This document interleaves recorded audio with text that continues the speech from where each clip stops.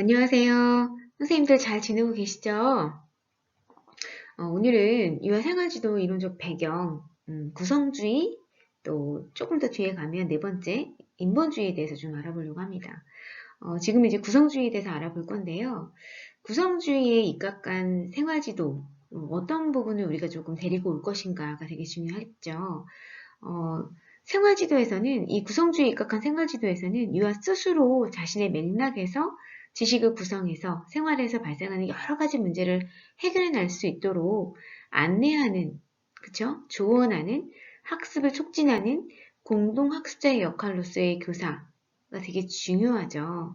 그래서 선생님들이 아이가 스스로 할 수 있도록 돕는 자가 될 수 있도록 해주시면 좋겠다라는 어떤 서포트 되는 이론이라고 볼 수 있습니다.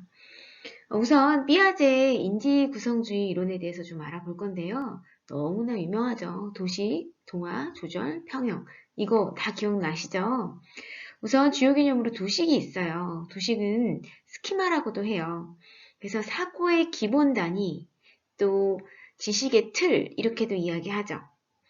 여기서 이제 이해의 틀, 지식의 틀, 이렇게 이제 이야기를 하는데, 아이가 아니면 성인이라도 처음 이렇게 접하는 그 어떤 처음으로 우리가 접하면서 생기는 지식의 기본이 되는 게 이제 도식이다라고 볼 수 있는 거죠. 그러니까 우리 아이가 처음으로 접하는 게 먹는 거예요. 엄마 젖을 먹죠. 아, 먹었더니 맛있네, 다네. 또 딴 것도 엄마가 주네. 맛있네, 다네. 뭐 이렇게 아이가 먹을 수 있는 것. 근데 내가 손가락을 빨았더니 이거는 아무 맛이 없네. 이거 먹을 수가 없네. 삼켜지지도 않네. 뭐 이런 것들. 그쵸? 이제 아이가 처음 도식이 생길 때는 맨 처음에 이렇게 예를 한번 들어보면 먹을 수 있는 것, 먹을 수 없는 것. 이렇게 나눌 수도 있어요. 그쵸? 그래서 내가 먹어서 꿀꺽꿀꺽 삭힐 수 있는 거는 먹을 수 있는 것. 내가 아무리 하려고 해도 안 들어가거나 이거 못 먹는 거는 못 먹는 것. 이렇게 이제 나누는 거죠. 자, 그러면 못 먹는 거를 만약에 이제 내가 알았는데 다음에 못 먹는 거를 내가 입에 넣겠어요? 안 넣는 거죠. 이제 아이들이 이렇게 배워가는 거예요. 이런 지식들이 쌓이는 거죠. 자, 언어도 마찬가지예요. 이런 기본적으로 언어에 대한 것들을 하나씩 차곡차곡 도식으로 쌓아나가면 나중에 뭐예요? 말도 하게 되고 또 쓰게도 되고 그죠? 상호작용하게 되고 이제 어느 정도 이것들 지식이 쌓이면 뭐 직업도 받게 되고 점점 발전하는 과정들을 겪는 거죠. 가장 그래서 기본이 되는 이 틀, 지식의 틀이 도식이다라고 볼 수 있는 거예요. 자, 그러면 이제 아이들은 대부분 아기 때는 그렇죠. 엄마, 아빠 뭐 이런 기본적으로 엄마, 아빠에 대한 이 도식을 가질 수 있죠. 왜냐면 가장 가까운 사람에 대한 그 도식을 가질 수밖에 없어요. 그쵸? 엄마랑 비슷하게 생긴 사람이면 다 엄마인 거예요. 그러니까, 그쵸? 그리고 남자고 키가 크고 머리가 짧고 뭐 이렇게 생긴 사람은 다 아빠인 거죠. 그래서 아이들이 보면 아빠, 그쵸? 또 엄마랑 비슷한 사람, 엄마 연령대 보면 다 엄마라고 얘기해요. 그죠? 이렇게 이제 기본의 어떤 그 도식, 그 이해의 틀이 이렇게 생기게 되는 거죠. 여기서 이제 또 주요 개념으로 동화가 나오는데, 자, 보세요. 아, 엄마. 물론 엄마도 있지만, 엄마랑 비슷한 사람은 다 엄마라고 하잖아요? 자, 이건 뭐예요? 동화예요. 엄마가 아닌데, 엄마랑 비슷한 사람을 다 엄마라고 부르는 거죠. 여기 얘도 있잖아요. 강아지라고 제가 이제, 스키마를 잡았어요. 도식을 형성했어요. 저건 강아지야. 털이 복실복실 났네. 저렇게 네 발로 기어다니네? 전 강아지야. 라는 내가 도식을 갖게 됐어요. 자, 그러면, 털이 있고 네 발로 기어다니는 건 다 강아지라고 아이가 생각하는 거예요. 그러니까 어때요? 고양이도 강아지고, 너구리도 강아지고, 그쵸? 토끼도 강아지고. 다 강아지인 거죠. 털이 있고, 네 발이 있고, 그러면 다 강아지라고 생각하는 거예요. 이게 이제 동화라는 거죠. 그쵸? 그런데 이 동화만 갖고 있으면 명확하게 지식을 획득할 수가 없어요. 그쵸? 그래서 무엇이 생겨요? 조절이 생겨나는 겁니다. 자, 예를 들어서 우리 집에서 엄마랑 아빠밖에 나는 못 봤어요. 아기가. 근데 아기를 축하해 주려고 아기를 보러 시골에서 할아버지가 오신 거예요. 자, 아이가 할아버지를 처음 만났네요. 자, 그러면 어때요? 이 사람이 아빠는 아니야. 그렇다고 엄마는 아니야. 자, 어떻게 할까요? 아빠예요, 엄마예요? 아니에요. 이도저도 아니에요. 내가 그러면 아빠 범주에 넣을 수도 없고 엄마 범주에도 넣을 수가 없어요. 자, 어때요? 갈등이라는 현상이 일어나는 거죠. 이거 아닌데? 이거 아빠도 아니고 엄마도 아닌데? 예, 아이가 갈등을 하면서 이거는 아니야. 내가 갖고 있던 기존의 그 스키마, 도식을 이거 가지고는 내가 도저히 이 사람을 여기다 끼워 맞출 수가 없네. 그래서 어떻게 해요? 조절을 하게 됩니다. 새로운 것들, 내 기존 도식을 변화시켜서 확장시켜야 되기 때문에 또 하나를 만들어내는 거죠. 아, 저 사람을 할아버지라고 하는구나. 그래서 내가 기존에 있던 엄마, 아빠 외에 뭘 하나 더 집어넣어요? 할아버지라는, 그쵸? 할아버지는 어때요? 나이가 좀 많아요. 근데 목소리가 조금 굵어요. 아빠랑 비슷하지만 그래도 굵어요. 자, 이런 종합적으로 이 사람은 할아버지라네 라고 하는 도식을 하나 만들어내는 거예요. 기존의 도식을 흔들어서, 그쵸? 새로운 변화의 도식을 만들어내는 거죠. 이게 이제 조절인 겁니다. 자, 그 다음에 평형화가 있어요. 자, 그러면 이제 평형화는 뭘까요? 유아가 주변 환경과 상호작용하면서 적응을 최대화하기 위해서 자신의 경험을 조직해보려는 선천적인 경향이다. 아이들은 기본적으로 불안하거나 아니면 갈등 상황을 좋아하지 않아요. 평안한 상태가 좋죠. 자, 뭐예요? 도식이 동화되는 거 좋죠? 동화에서 갈등 상황에서 조절이 돼요. 자, 조절 이후에는 뭐가 돼요? 다시 평형화가 되는 거예요. 아, 이렇게 내가 지식을 3개나 갖게 됐네. 맨 처음에 2개의 스키마를 갖고 있던 게 내가 조절을 통해서 하나가 늘었어? 아, 3개가 됐네? 자, 이제 내가 평안한 상태가 되는 거예요. 자, 이렇게 갈등 상황 이후에 갈등이 들어왔을 때 조절이 되고 조절해서 다시 평형화 상태가 되는 거죠. 그런데 평형화 상태에서 다시 뭐예요? 저건 또 저건 무슨 새로운 저건 뭐지? 라고 생각하면 또 뭐예요? 내가 기존에 없던 스키마가 또 생기는 거죠. 새로운 도식이 또 하나 생기는 거예요. 자, 기존 거에 동화가 될 수 있지만 동화될 수 없는 것이다 라고 하면 다시 뭐예요? 조절을 통해서 새로운 스키마를 하나 만들어내서 다시 평형 상태를 유지하는 거죠. 그래서 돌고 도는 거죠.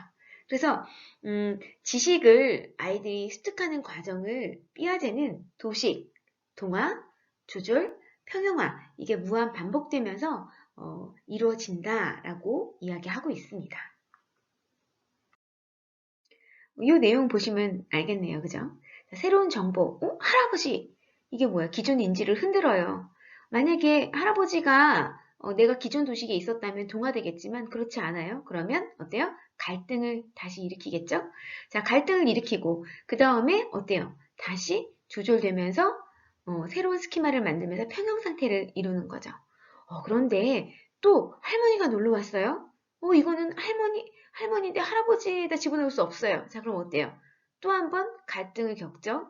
그쵸? 갈등을 겪은 다음에, 이거는, 엄마보다는 나이가 많지만, 흰머리도 많고, 목소리도 더 얇지만, 엄마는 아닌, 이 사람은 할머니구나, 라고 하는 도식을 하나 만들어내면서 조절을 하게 되죠. 그러면서 다시 평안한 상태가 되는 겁니다. 그쵸? 그래서 새로운 정보를 얻고 또 새로운 정보를 얻어서 아이들이 많은 정보들을 얻게 되는 과정, 이게 아이들의 지식 습득 과정의 중요한 개념이라고 볼 수 있겠습니다. 우리 구성주의에서 삐아제 인지발달 단계라고 해서 아이들은 단계에 맞추어서 성장한다라고 볼 수 있죠. 아이들에 따라서 조금 뭐예요? 그 시기가 조금 다를 수 있어요. 그렇지만 전반적으로 봤을 때는 이런 단계를 통해서 아이들이 발달해 나가더라라고 하는 거예요. 자, 그러면 뭐예요? 발달에 맞게 아이들이 나타나기 때문에 미리 주기교육 이런 거 할 필요가 있겠어요? 아니죠. 이 발달 단계 안에서 아이가 충분히 경험할 수 있는 것들을 경험할 수 있도록 도와주는 역할이 되게 중요하겠다. 그리고 뭐예요? 아이가 스스로 반응할 수 있도록, 스스로 탐색할 수 있도록 도와주는 게 되게 중요하겠다라는 거죠. 그래서 이제 첫 번째 단계를 보면 감각운동인데요. 0에서 2세 반사적 행동이 나타나죠. 우선 감각과 운동기술을 이용해서 자신이 상호작용하는 어떤 주위 환경, 세계를 탐색하는데 단순 반사적인 행동을 하는 거죠. 그쵸? 보이면 보는 대로 만지고 또 갖고 오고 뭐 이런 것들 아주 반사적인 거예요. 그쵸? 이런 것에서 조금 더 지능적인 행동으로 발달되어 가는 거죠. 맨 처음에는 만약에 이제 모빌이 왔다 갔다 움직인다고 봐져요. 자, 그러면 모빌이 그냥 보였기 때문에 보는 거예요. 근데 이제 뭐예요? 반사적 행동이지만 내가 일부러 모빌을 쳐다보는 거죠. 조금 더 내가 이제 좀 의도한 바대로 가는 거예요. 반사적인 행동에서 조금은 지능적으로 가는 거죠. 이렇게 감각 운동기는 0에서 2세 때인데 거의 이제 감각 중심의 어떤 활동들이 좀 많이 나타나는 시기예요. 이 시기에 또 대표적인 또 발달을 하는 게 뭐냐면 대상 영속성이라는 거죠. 대상 영속성은 뭐예요? 볼 수 없는 대상도 존재한다는 걸 이해하는 거예요. 굉장히 큰 발전이죠. 이제 아이들은 존재하지 않는 존재를 이해하게 되는 게 어떻게 되는 걸까요, 이게? 그러니까 이제 사실은 맨 처음에는 없으면 앙 하고 울죠. 없는 줄 알고. 그런데 이제는 눈에 보이지 않아도 올 거야 라고 이제 생각할 수 있다는 거죠. 이게 천천히 생기는 시기가 0에서 2세 사이에 이루어진다고 합니다. 그러니까 어때요? 엄마가 출근하러 갔다 올게 하고 나서 뭐예요? 출근했다가 저녁에 다시 오잖아요. 자, 이런 것들이 반복되면서 엄마는 어디 없어진 게 아니라 다시 돌아오는구나를 이제 알게 되는 거죠. 사실은 아이들 물건을 숨길 때도 마찬가지예요. 자동차를 이렇게 아이들 눈앞에서 있다가 엄마 등 뒤로 이렇게 숨겨보세요. 자, 그러면 아이들이 맨 처음에는 없구나 라고 안 찾다가 이제 어떻게 돼요? 그걸 따라가죠. 없어진 게 아니야. 엄마 뒤에 있구나.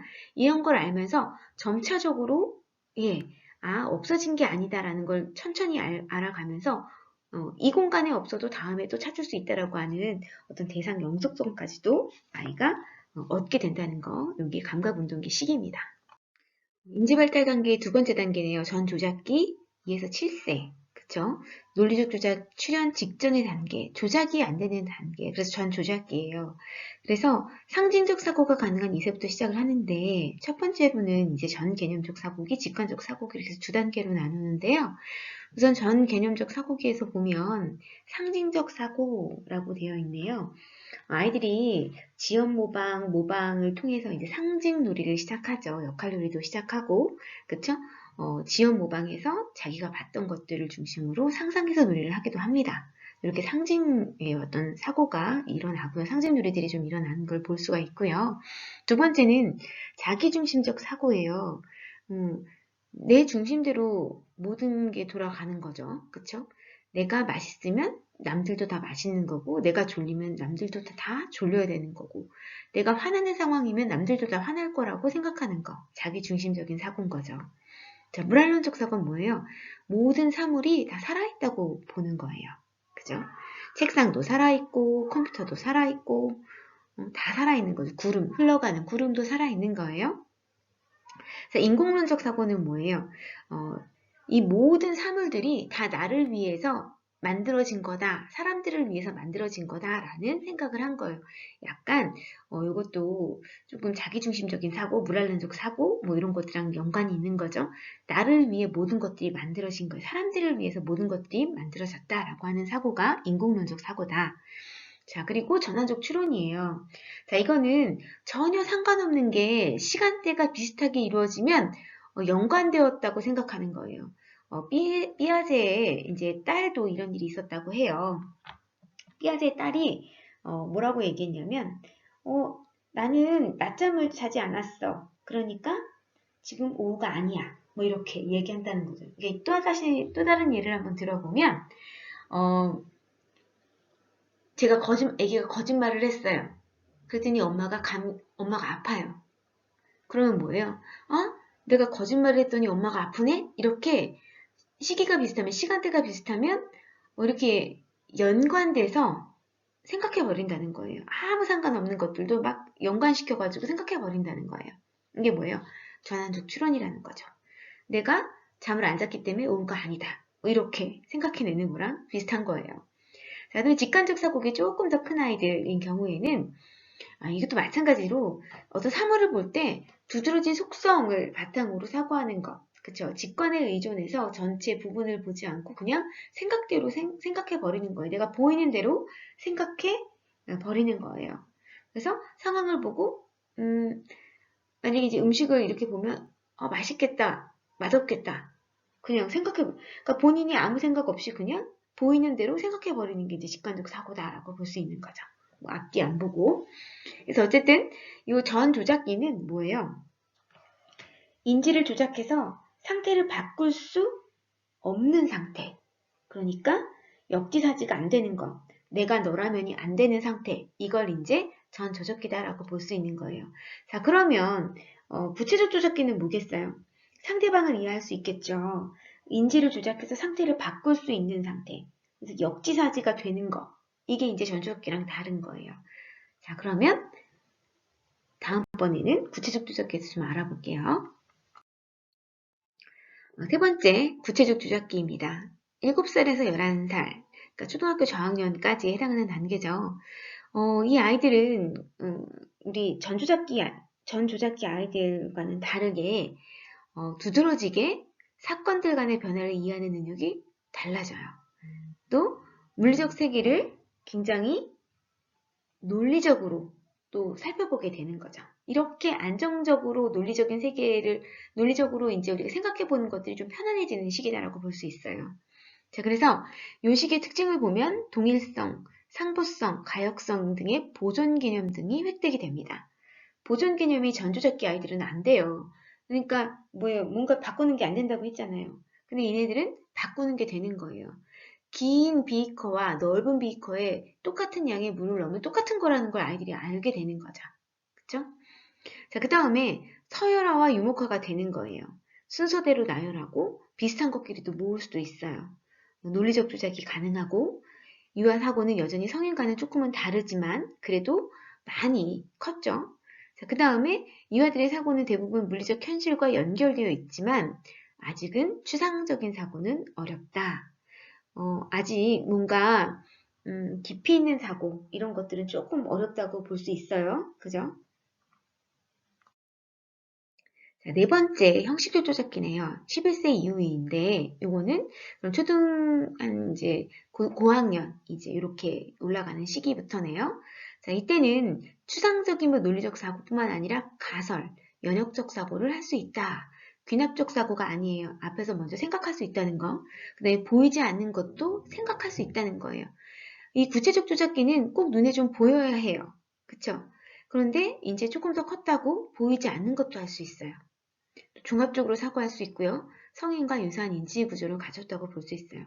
자, 요 시기 때 비로소 우리가 주관식 문제 있잖아요. 수학 나오는 주관식 문제들 어렵잖아요. 이런 문제들을 사실은 요 시기 때 잘 풀 수 있는 거예요.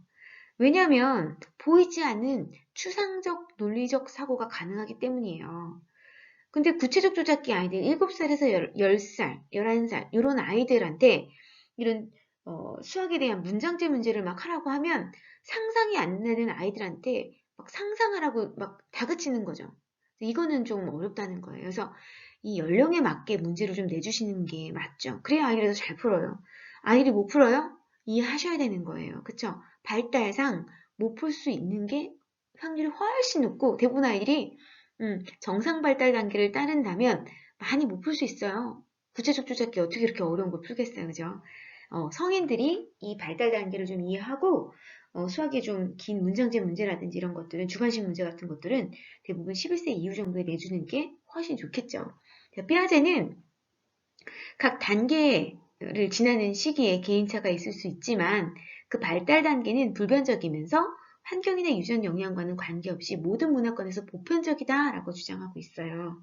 그러니까 개인차는 있을 수 있죠. 이 단계에서 시기마다 단계에 개인차는 있지만 어쨌든 불변적인 어떤 이 단계, 발달 단계는 조금 어, 조금 공통적으로 다 지난다라고 하는 거예요. 모든 문화권에서 다 공통적으로 지나는 것이다라고 봤다는 거죠. 앞에서 쭉 이야기했던 것들을 한 표로 정리를 해주었네요. 그쵸? 감각운동기, 이때는 아동이 세상을 이해하기 위해 감각운동을 이용하는 시기, 목표 지향 행동, 그 다음에 대사 경소성 이런 것들을 아이들이 접하죠. 자, 달성하죠. 전조작기네요. 이때는 27세 지각이 아동의 사고를 지배하는 시기. 언어가 급격하게 성장하고 상징적 사고, 자기중심성, 중심화, 그래서 이제 물란론적 사고도 하고 직관적 사고도 하는 시기, 역지사지가 안 되는 시기, 그쵸? 그래서 뭔가 인지를 조작할 수 없는 상태를 바꾸는 게 안 되는 시기, 이게 전조작기라고 말씀드렸고, 부채적 조작기는 뭔가 조작해서 상태를 바꾸는 게 가능한 거예요. 그러니까 그렇지만 뭐예요? 구체적으로 좀 봐야 되는 거예요. 그쵸? 구체적으로 좀 내가 눈에 보이는 거, 이런 것들에 대해서 생각할 수 있는 시기예요. 구체적인 대상에 대해서 논리적으로 사고하는 능력이 조금 특정지어지는 시기, 체계적인 추론, 서열화, 분류 이런 것들이 가능한 시기죠. 자, 그 다음에 형식적 조작기는 11세 이후에 이제 성인까지 쭉 발달을 하는데 이제 눈에 보이지 않는 그쵸? 이런 추상적인 문제들을 체계적으로 고찰하는 그래서 결과를 일반화할 수 있는 시기다라고 볼 수 있어요. 그래서 추상적 사고 가능하고 가설에 근거한 사고, 네, 종합적인 사고가 가능한 시기다라고 이제 볼 수 있겠습니다. 자, 피아제의 인지적 구성주의 이론에서 우리가 생활지도할 때 시사점은 무엇인가 살펴보면 피아제는 인지 발달에 있어서 유아 스스로 능동적인 노력이 중요한 요인임을 강조했어요. 그렇죠? 아이 스스로 뭔가 하는 것 이게 굉장히 중요하다. 그 다음에 유아가 능동적 자발적으로 학습 그렇죠? 생활에 임하도록 유아의 자율성을 존중해주는 게 굉장히 중요하다. 아이가 먼저 참여하는 것, 자발적으로 뭔가 하는 것을 굉장히 중요하게 생각했다는 거예요. 자, 그 다음에 정통적인 어떤 교사 중심의 주입식 교육, 또 생활 지도보다는 유아의 의견을 충분히 반영하고 유아가 자기주도적인 활동을 강조하는 유아 중심 생활 지도를 요구했다는 거예요. 뭔가 행동주의처럼 뭔가 환경에 뭔가를 탁탁탁 지도하고 환경이 모든 걸 바꾸고 이러는 게 환경에 의해서 영향을 받고 이러는 게 아니라 아이의 자발적인 행동, 자발적인 활동, 노력 이런 것들이 굉장히 중요하다는 것이 이제 강조되는 부분이라는 거죠.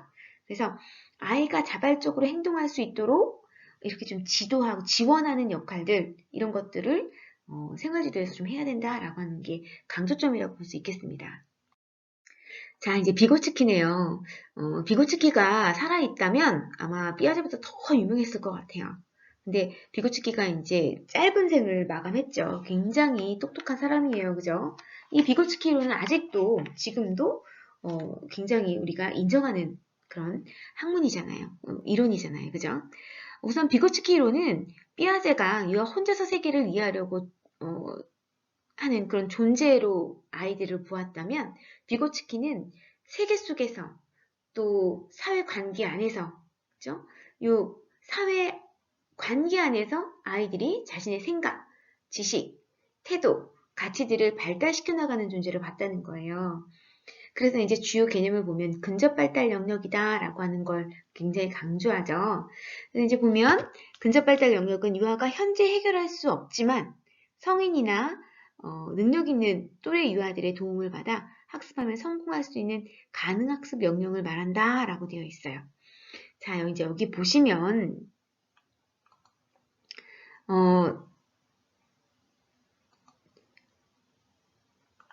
What I can do 라고 되어 있죠. 이거는 아이들이 충분히 할 수 있는 영역이에요. 나 혼자서도 할 수 있는 거. 그런데 도움을 조금 받으면 이만큼 도움 받으면 뭐예요? 내가 못하는 영역까지도 갈 수 있어요. 그쵸? 내가 못하는 거. 내가 못해요. 그쵸? 근데 내가 도움을 받으면 갈 수 있어요. 그쵸? 요 영역. 내가 도움을 받으면 할 수 있는 영역. 내가 도움을 받으면 충분히 할 수 있는 영역. 이게 뭐예요? 근접 발달 영역이라고 하는 거예요. 자, 근데 근접 발달 영역은 내가 할 수 없지만 도움이 필요해요. 도움이 필요해서 살짝 도움을 받았더니 내가 뭔가 더 큰 것들을 해낼 수 있는 거. 자, 이게 뭐예요? 성인이 될 수도 있고요.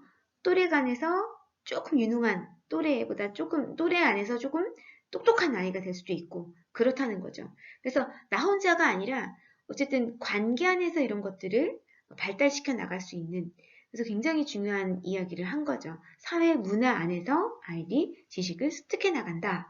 그래서 이제 근접 발달 영역이 성인이나 또는 또래 아이들과 함께 학습하면서 학습 가능 영역을 확장시킬 수 있는 이 영역, 이게 이제 근접발달 영역이다라고 이야기했습니다. 비고츠키의 사회문화적 구성주의 이론에서 주요 개념, 우리 근접발달 영역도 배웠지만 비계설정도 있고 언어도 있죠. 이 비계설정은 뭐예요? 근접발달 영역에서 성인이나 유능한 또래들이 그 또래 이와들을 더욱더 발전시킬 수 있도록 조력해주는 과정이에요. 그쵸? 뭔가 도와주는 과정이 비계 설정인 거죠. 우리 요 그림 보시면 알겠지만 이 건축물 만들 때 이렇게 그 금속으로 이렇게 만들어 놓은 거죠. 사람들이 이렇게 왔다 갔다 하면서 뭔가 도움을 줄 수 있는 거예요. 건물 완성되기 전에. 그쵸? 그래서 이제 아동이 뭔가 어려움이 있을 때 조금 지원해주는 역할, 가이드에서 지원해주는 역할, 이 역할, 비계 설정을 통해서 조금 더 높은 수준의 어떤 도움을 준다면 아이들이 조금 더 발전해 나갈 수 있는 그런 단계로 넘어갈 수 있도록 도와준 조력 과정을 비계 설정이다라고 볼 수 있고요. 여기에서 또 비고츠키가 또 중요하게 생각하는 건 언어예요. 피아제보다도 이 비고츠키는 언어를 굉장히 중요하게 생각했습니다. 이 언어라는 게 사실은 내적 언어예요. 뇌의 발달에서 언어는 사고와 인지 발달을 촉진하는 매개적 기능을 한다라고 해서 이게 언어가 인지와 굉장히 밀접하게 연결되어 있다라고 하는 걸 굉장히 강조했죠. 피아제는 그렇진 않았어요. 이게 이제 조금 차이점이라고 볼 수 있죠. 자, 그 다음에 이제 이 언어, 그쵸? 언어가 어떻게 생각하세요? 언어가 인지 발달에 영향을 준다라고 보이시나요? 맞아요. 언어가 매개가 되기 때문에 굉장히 중요한 역할이다라고 이 비고츠키가 얘기했다는 거죠.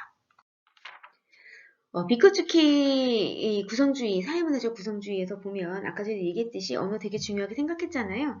이 언어도 사실은 뭐냐면 내적 언어가 되게 중요해요.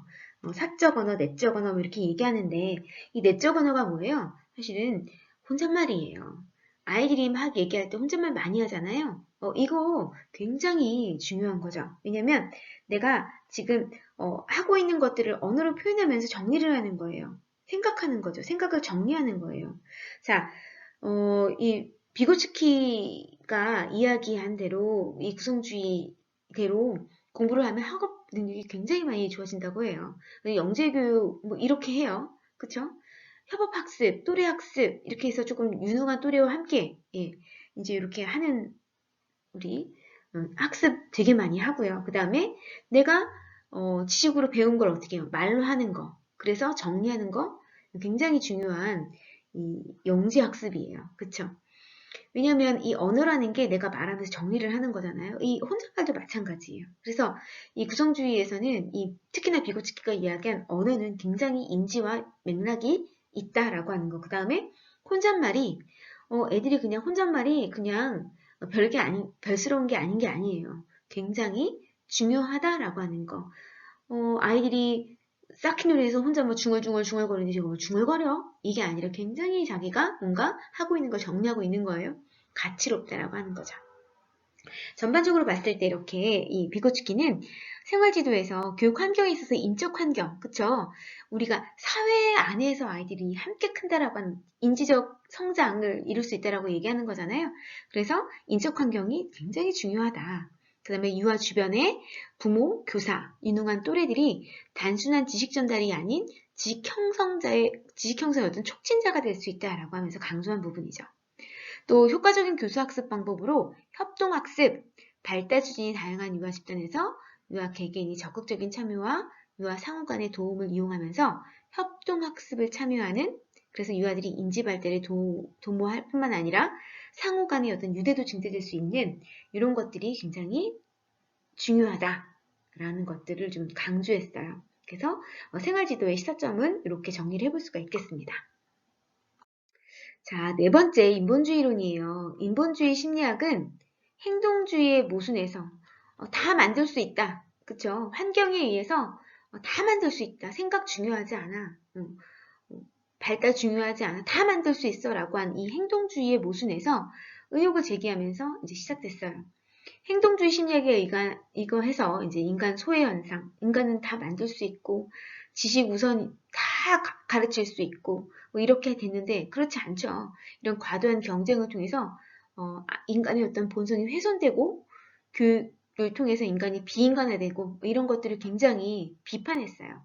자, 행동주의에 반해서 생긴 이론이 이제 인본주의 심리학이에요. 그래서 어때요? 그러면 어때요? 인본주의 심리학은 인간을 굉장히 존중하겠죠. 그쵸? 그래서 행동주의나 정신분석과는 다른 입장, 굉장히 인간을 존중하고 인간은 존중받아 마땅하고 잠재력이 무한히 많다라고 하는 걸 굉장히 강조하고 있어요. 이 로저스의 이론도 마찬가지예요. 인간은 합리적이면서 사회화되고 건설적이며 모든 인간은 성장하고 자아실현 능력이 있다는 것에 기본 가정을 하고 있다. 그쵸? 스스로 능력이 있는 거다. 능력자다라고 가정을 해요. 그래서 인간의 잠재력과 성장 능력을 최대한 개발시켜주는 게 목적이다. 뭐예요? 다 갖고 있어요. 다 알고 있고 다 준비가 되어 있어요. 이걸 어떻게 해요? 꺼내놓을 수 있도록 최대한 많이 내어놓을 수 있도록 돕는 거다라고 하는 게 이 로저스 이론이라는 거죠. 조금 더 자세히 살펴보도록 할게요. 로저스 이론의 주요 개념은 인간관을 이제 살펴보면 로저스는 어때요? 아유 이게 보니까 생긴 것만으로도 되게 푸근하게 생겼네요. 참 착하게 생기셨네요, 그죠? 굉장히 인간을 뭐예요? 힘 있는 존재, 역동적인 존재라고 보았어요. 그러니까 피동적인 존재가 아니에요. 피조물이 아니에요. 에너지를 가진 활동적인 존재라고 간주했다는 거죠. 그리고 사실 인간이 살인의 감정, 이상한 충동, 반사회적인 행동 이런 걸 나타낼 수 있어요. 자, 이거는 본성으로부터 우러나오는 게 아니에요. 뭐예요? 유기체들의 체험에서 좀 뭔가 유기체들 체험과 어떤 본인 자아 간의 부조화에 의해서 일어나는 거다라고 이야기하고 있어요. 그래서 인간 자체가 악하다 이렇게 보지 않아요. 이 주변에 뭔가가 조화롭지 않은 상태에서 일어난 거다라고 이제 이야기하는 거죠. 그래서 자세하게 살펴보면 로저스의 이론에 의하면 어때요? 있는 그대로 받아들이는 거예요. 그대로 수용하는 거죠. 그 아이를 있는 그대로 수용하는 거. 이게 로저스 이론의 첫 시작이라고 볼 수 있겠습니다. 자, 그러면 우리가 그 로저스 이론에 의하면 유아들에 대한 생활지도 측면에서 유아들의 욕구, 어때요? 유아들의 욕구는 뭐예요? 타인으로부터 인정받으며 수용되고 싶어 해요. 또 소속되고 싶어 하고 지원받는 등의 긍정적인 관심을 받고자 하는 욕구들이 굉장히 있어요. 그쵸? 뭐예요? 인정받고 싶은 욕구? 그쵸? 수용되고 싶은 욕구. 이런 욕구들이 있다는 거죠. 이걸 충족시켜줘야 한다는 거예요. 자, 그러면 아이들의 욕구, 기본적인 이런 인정의 욕구, 수용의 욕구, 사랑받을 수 있는 어떤 이런 욕구들이 충족이 되면 자기 자신을 긍정적으로 생각해서 자아 개념이 형성된다는 거예요. 그러면 그들은 세계에서 당당하게 원활하게 살아갈 수 있다. 근데 이 충족, 기본적인 충족이 안 되기 때문에 아이들이 어때요? 비뚤어진다라고 보는 거예요. 그러니까 뭐예요? 충분히 수용하자는 거죠. 충분히 수용하고, 충분히 사랑하고, 충분히 긍정적으로 지원하고, 관심 갖고. 아이들은 그러면 아이들 스스로 잘 자랄 수 있다가 로저스의 이 생활지도 측면에서의 어떤 주장이에요. 그런데 친근한 성인과 교사로부터 긍정적인 관심을 받으면 좋은데 어때요? 받지 못한다면 어때요? 잠재력을 개발하지 못하게 되는 거죠. 그렇죠? 긍정적인 관심을 받는데 온통 그쪽으로만 쏠리는 거예요. 과아 에너지가 생기는 거죠. 그러니까 왜냐면 인정받으려고 애쓰는 거예요. 근데 그 인정이 인정받으려고 하는데 옳게 나타내면 좋은데 옳게 나타나지 않아요. 관심 받으려고 소리를 지른다거나 대굴대굴 구른다거나 그쵸? 문제행동을 보일 수 있는 거예요. 그래서 이런 데 에너지를 쏟는다는 거예요. 그 다음에 결국 이렇게 되면 뭐예요? 자아개념 형성이 어렵게 되죠. 자, 그래서 친근한 성인, 교사로부터 긍정적인 관심을 충분히 주자가 굉장히 주장하는 바입니다. 로저스 이론에서 생활지도의 목표를 보면 유아들로 하여금 좀 더 자율적이고 자발적이고 자신감을 갖도록 도와주는 데 있다라고 보아지네요. 자, 그러면 유아 생활지도의 과정, 방법에 대해서 좀 알아보면 우선 인간관계 형성을 굉장히 중요하게 생각하고 인간관계 유지도 굉장히 중요하다라고 보아져요. 인간관계 형성은 뭐예요? 맨 처음에 관계 조건을 만들기 위해서는 유아 자체를 굉장히 능력 있는 존재로 믿어야 되는 거죠. 그리고 그 자체로 그냥 수용하는 거, 이해하는 거, 그 다음에 이 아이에게 항상 일관된 태도를 갖는 거. 이게 이제 인간관계의 처음이라고 볼 수 있어요. 관계의 조건을 제공하는 첫 단계라고 볼 수 있고요. 그 다음에 이걸 유지해야죠. 이걸 유지하려면 어떻게 해요? 아이들이 마찬가지로 그 상태를 수용하면서 경험할 수 있는 어떤 분위기를 계속 조성해 주는 거죠. 관계 형성을 유지할 수 있도록 도와주는 겁니다. 자, 이렇게 되면 이제 우리 아이들이 어떤 발전을 또 하게 됐는지 한번 살펴볼게요. 자, 인간관계 유지, 인간관계를 형성하고 인간관계를 유지하고 자, 그 다음에 생활지도에서 임하는 교사와 부모가 이렇게 태도를 하면 아이들은 정말 스스로 알아서 잘 자란다라는 거예요.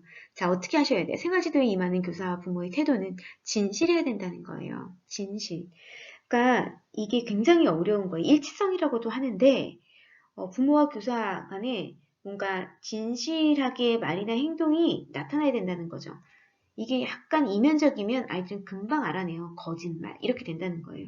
자, 우리도 이제 다 경험하잖아요. 저희 만약에 결혼했어요. 시어머니가 명절인데, 이제 코로나 때문인데, 이제 명절이기도 한데, 코로나 때문에 오지 말라고 해요. 얘야, 오지 마라. 코로나 때문에 위험해. 아가 오지 마라? 저한테 얘기해요. 자, 그럼 저희는 어떻게 받아들여요? 이게 오라는 건가? 가지 말라는 건가? 이렇게 저희가 이면적으로 막 혼돈이 오잖아요. 어머니 말투는 오라는 얘긴데, 자, 오라는 거야, 말라는 거야. 진실성이 느껴지지 않은 거예요. 그러니까 두 가지 생각을 우리가 동시에 하게 되면 이게 진실한 진실성이라고 볼 수가 없는 거죠. 그쵸? 아이한테 사랑해 하는데 표정은 사랑해가 아니야. 자, 이러면 어때요? 진실하지 않은 거죠. 자, 이런 거예요. 자, 무조건적인 긍정적인 관심이 되게 필요하다. 그쵸? 아이를 진단하거나 판단하거나 평가하거나 하는 게 아니라 그대로의 아이 가치를 수용해 주는 거예요. 그쵸? 되게 어렵죠. 이런 일이 있었다고 해요. 예전에 초등학교에 이제 있었던 일인데 어떤 아이가 막 돌아다니는 거예요. 너무 교실을 돌아다니는 거예요. 그러니까 담임 교사가 뭐래요? 어머니한테 전화해서 어머니 얘 좀 이상한 것 같아요. 검사 좀 받아보셔야겠어요. 그래서 이제 엄마가 화들짝 놀라서 아이를 데리고 이제 검사를 받으러 가죠. 이제 검사를 받으러 이제 실에 딱 놓았는데 아이가 음악이 들리는데 아이가 마음대로 막 몸을 움직이더라는 거예요. 그래서 이 아이는 뭐예요? 교실에 가만히 앉아서 뭔가 하는 게 어려운 아이예요. 이 아이는 뭘 하는 거예요? 음악이 들리면 몸이 반응하는 아이인 거죠. 자, 그래서 어떻게 했어요? 이 아이를 위해서 엄마가 학교를 마음대로 움직일 수 있는 예체능이 가능한 학교를 보낸 거예요. 자, 그래서 이 아이가 커서 어떻게 됐을까요? 아주 훌륭한 발레리나가 됐다고 얘기해요. 자, 이 아이를 뭐예요? 그냥 있는 그대로 수용해 주는 거죠. 아, 얘가 왜 그래? 얘 만약에 문제라고 했었으면은 그렇게 훌륭하게 컸을까요? 아니죠. 그러니까 무조건적인 긍정적인 관심이 이 아이를 세계 최고의 발레리나로 만들었다는 거예요. 그러니까 이제 이 아이가 어떤 아이인지를 긍정적으로 바라보는 거, 수용하는 거, 이게 굉장히 중요한 거. 네, 공감적인 이해, 이것도 굉장히 중요해요. 어, 이제 뭐라고 할까요? 지도 과정에서 아이의 어떤 감정을 그대로 조금 민감하게 공감해 주는 게 필요한 거죠. 그렇죠? 우리가 사실은 이런 거예요. 우리 어머니 싸우다 보면 우리 부부끼리 이런 일 있잖아요. 시어머니가 막 이제 명절 때 우리를 막 괴롭혔어요. 막 일 되게 많이 시켰어요. 그럼 이제 우리가 남편한테 얘기하잖아요. 아우 정말 어머니 이번에 좀 너무하셨어. 이렇게 얘기하면 남편이 뭐라고 해주기를 바래요. 당신이 참아야지 어떡할 거야. 이런 얘기 들으면 어때요? 폭발하죠. 우리가 그런 얘기를 듣고자 한 거예요, 남편한테? 아니죠. 남편한테 뭐예요? 아유, 고생했네. 아유, 우리 엄마 이해해. 원래 그런 양반이잖아. 그래도 당신 잘했어. 고마워. 이런 말이 듣고 싶은 거잖아요. 남편이 듣기 싫어. 응? 당신이 참아야지. 이런 얘기를 들으면 어때요? 폭발하죠? 자, 이런 거예요.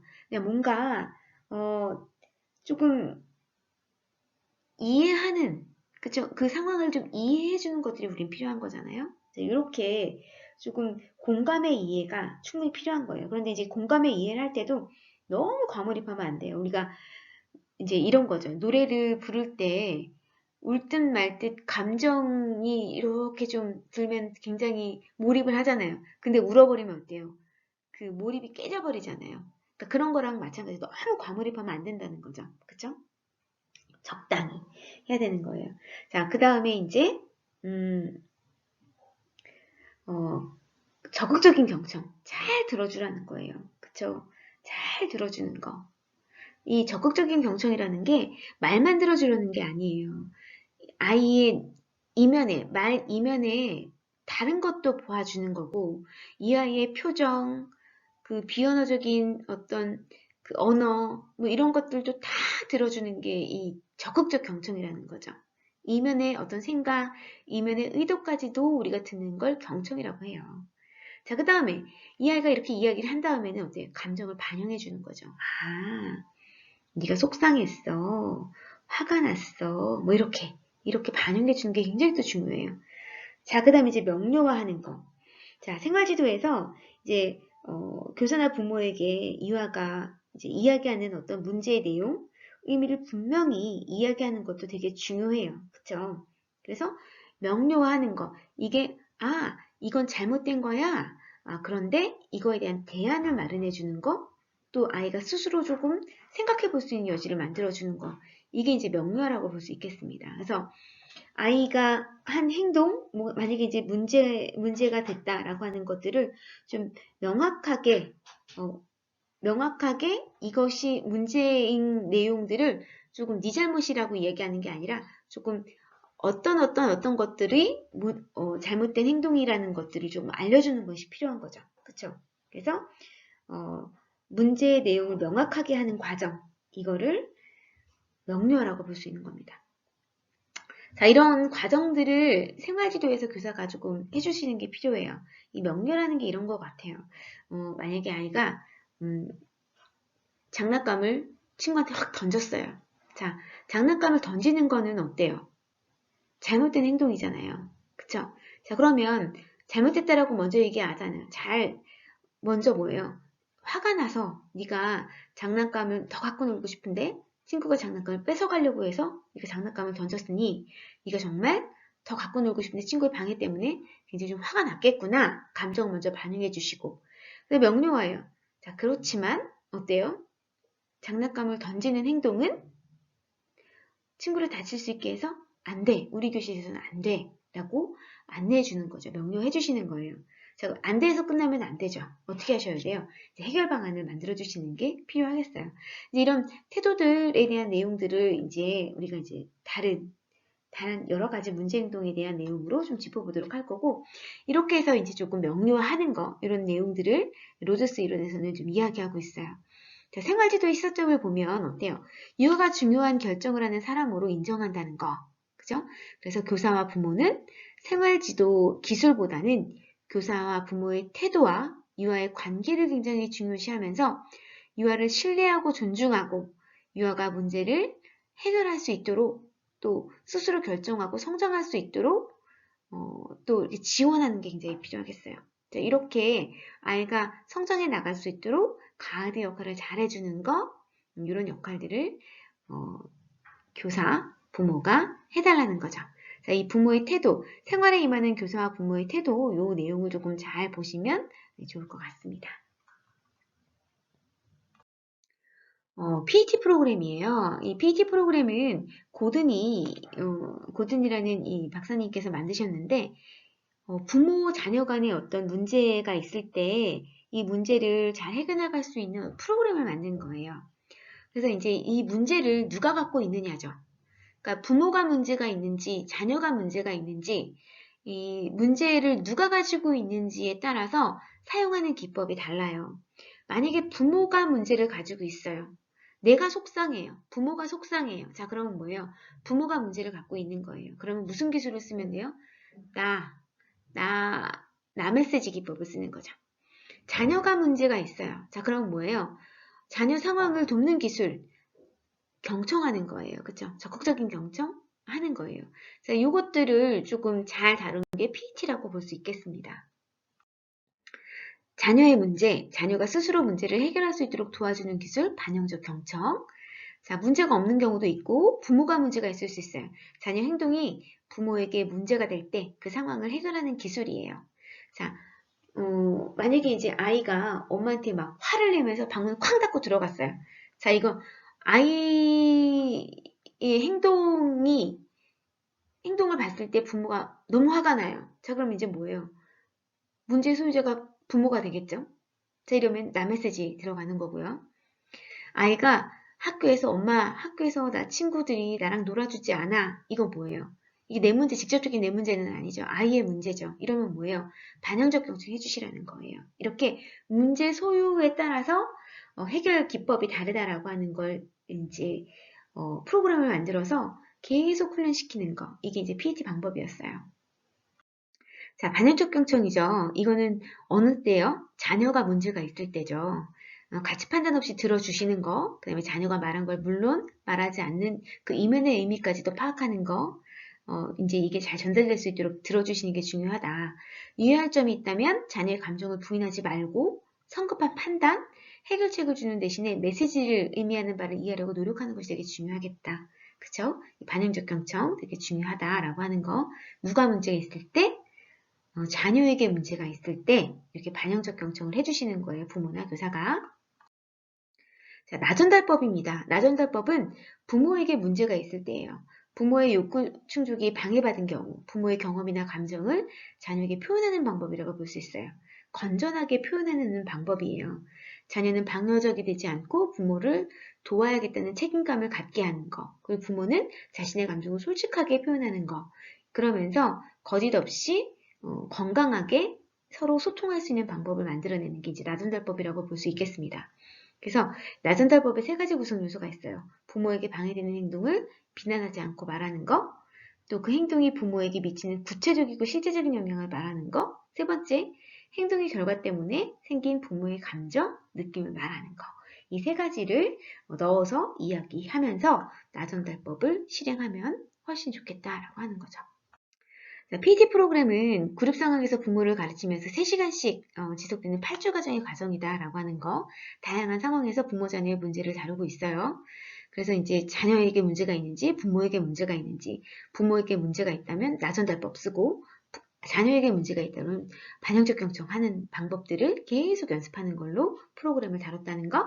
자, 생활지도의 시사점을 보면 오늘날 교육 상황에서도 아직까지 불가피하게 행동주의 지도 방법이 적용이 되고 있어요. 그럼에도 불구하고 인본주의, 유한 독립적인 인격체로 보는 거, 그리고 능력 있는 존재로 보는 거, 그래서 자신의 문제를 스스로 해결할 수 있도록 스스로 해결하면서 성장할 수 있기를 기대하는